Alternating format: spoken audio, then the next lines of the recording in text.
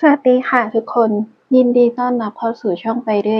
อยคลิปนี้เราจะมาพูดถึงตัวละครที่เหลือในอนิเมะเรื่องยอดนักสืบจิ๋วโคนันปีที่1ตอนที่1คดีฆาตกรรมบนรถไฟเหาะคนที่เรายังไม่ได้พูดถึงในคลิปที่แล้วจะมีสารวัตรเมงูเระดรอากาสะคนร้ายกับกลุ่มเพื่อนและชายชุดดำทั้ง2คนเพื่อไม่ให้เป็นการเสียเวลาเรามาเริ่มกันเลยดีกว่า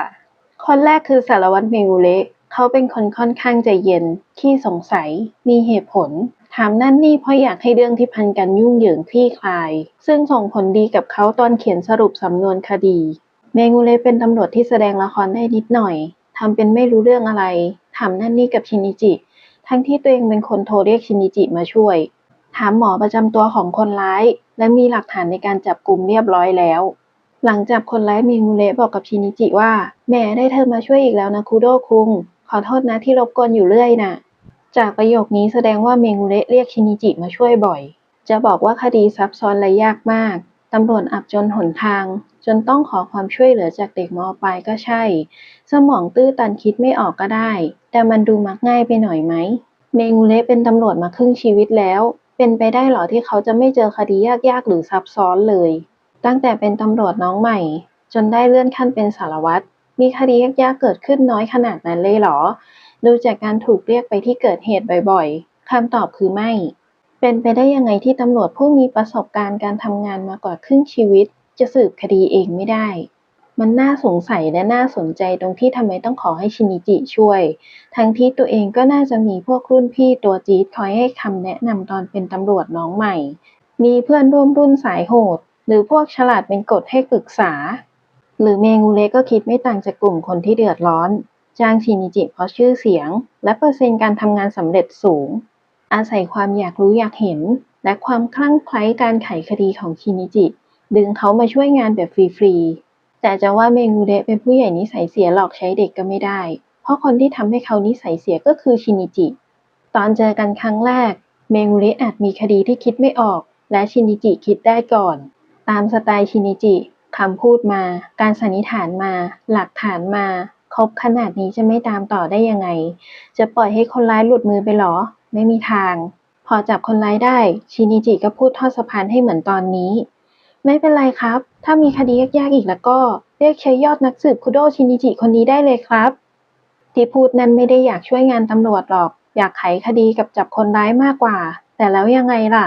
เธอเสนอฉันสนองเป้าหมายเหมือนกันอยู่ด้วยกันยาวๆชินิจิได้เป็นนักสืบเป็นเชอร์ล็อกโฮมส์แห่งปีเฮเซได้ไขความลับและไล่ต้อนคนร้ายปากแข็งให้จนมุมรวมถึงเนื้อหอมจากการเป็นนักสืบด้วย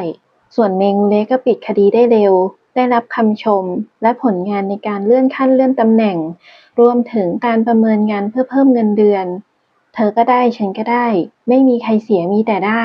เมงูเระอาจดูรักสบายและมักง่าย แต่ก็เป็นตัวละครที่มีความรู้ความสามารถ เขาตั้งหน้าตั้งตาทำงาน ร่วมไขคดีและจับกุมคนร้ายกับทีมในฐานะตำรวจน้องใหม่จนได้เลื่อนขั้นเลื่อนตำแหน่งเป็นสารวัตรโดยที่ไม่ได้รับความช่วยเหลือจากชินิจิก็ถ้าย้อนไปตอนสารวัตรเป็นวัยรุ่นชินิจิน่าจะเพิ่งเกิดได้ไม่กี่ปีหรือบางทีอาจยังไม่เกิดกว่าจะเป็นสารวัตรได้ไม่ใช่เรื่องง่ายต่อให้เมงูเระมีคุณสมบัติที่เหมาะสม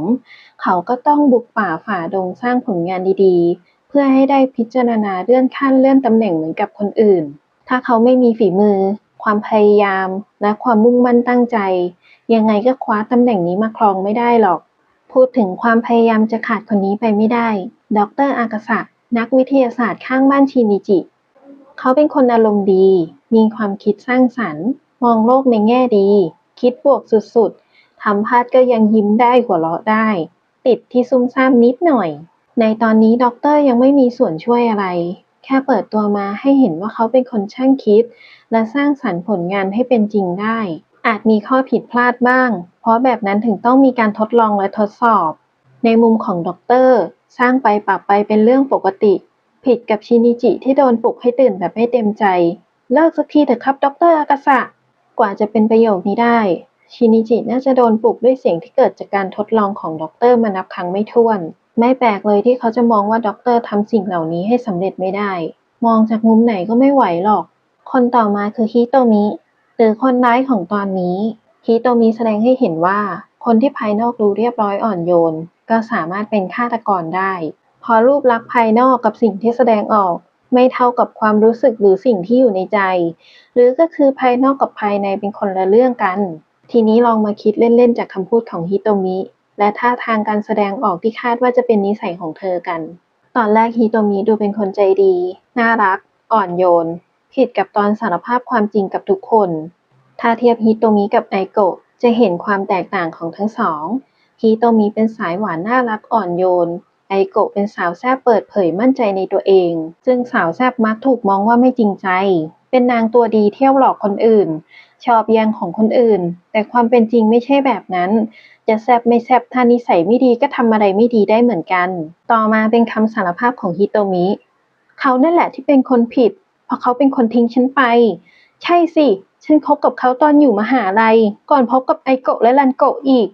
เพราะงั้นฉันก็เลยคิดจะฆ่าเขาในสถานที่ที่มาเที่ยวกันครั้งแรกด้วยสร้อยที่เขาเป็นคนให้มานี่แหละ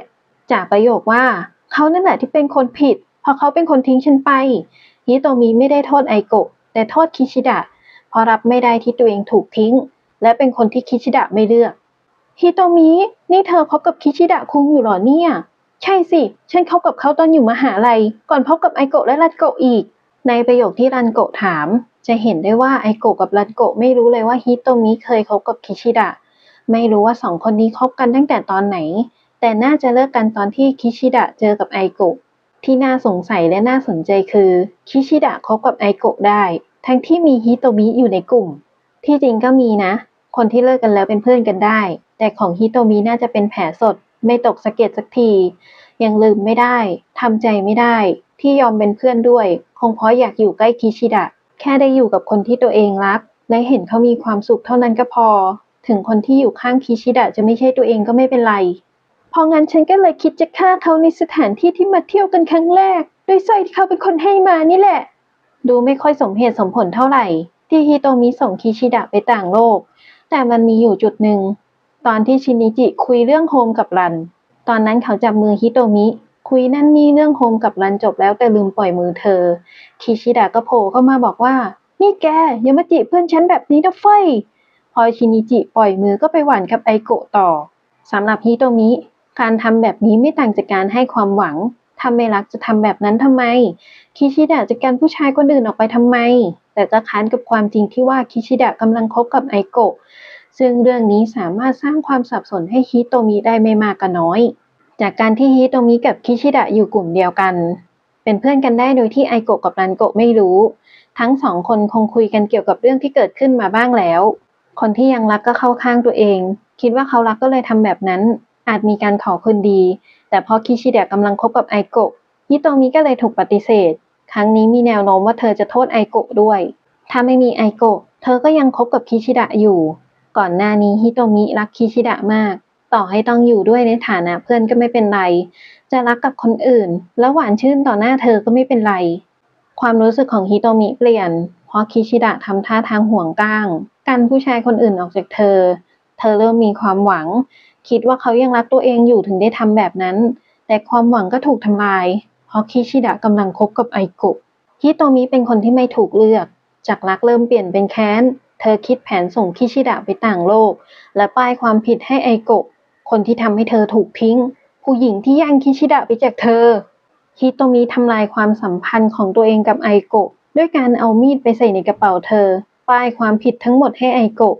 ทำลายของขวัญที่คิชิดะให้ด้วยการใช้มันเป็นเครื่องมือสังหารส่งเขาไปต่างโลกปิดผนึกความทรงจำดีๆระหว่างเธอกับเขาในอดีตส่วนตัวคิดว่าฮิโตมิไม่น่าทำลายอนาคตตัวเองแบบนั้นเลยเพราะดูแล้วไอโกะกับคิชิดะเข้ากันได้ดีมากเธอควรดีใจและยินดีที่คิชิดะบอกเลิกไม่คบซ้อนลดสถานะเป็นแค่เพื่อนไม่หลอกให้เข้าไปอยู่ในความสัมพันธ์ที่น่าอึดอัดแต่การทำตัวของคิชิดะก็นะดูเหมือนปกป้องเพื่อนความจริงห่วงก้างหรือเปล่าถ้าการขวางผู้ชายคนอื่นไม่ให้เข้าใกล้ฮิโตมิคือการห่วงก้างก็ไม่มีใครทำร้ายเธอได้นอกจากตัวเธอเองแต่ถ้าทำเพราะเป็นห่วงในฐานะเพื่อนก็อย่าทำเลยดีกว่ารอให้เพื่อนมีปัญหากับผู้ชายที่เข้ามาจีบแล้วค่อยเข้าไปช่วยก็ยังไม่สายต่อมาเป็นชายชุดดำทั้งสองคนเท่าที่รู้ตอนนี้คือคนผมยาวเป็นหัวหน้าฉลาดรอบคอบ โหดเหี้ยม ใจเย็น ส่งคนไปต่างโลกได้แบบไม่คิด ส่วนอีกคนรีบตลอด วิ่งเก่ง ใจร้อน วู่วาม ไม่รอบคอบ 2 คนนี้อยู่ในองค์การที่เพิ่งคิดค้นยาขึ้นมาใหม่ เป็นยาที่ไม่เหลือสารตกค้างทิ้งไว้ในร่างกาย และยังไม่เคยทดลองกับคน ที่น่าสนใจอีกอย่างคือทำไมองค์การถึงมีหลักฐานการซื้อขายอาวุธเถื่อนของคนอื่น ส่งคนไปตามใครบ้าง มีทุนจากการแบล็กเมย์คนอื่นเท่าไหร่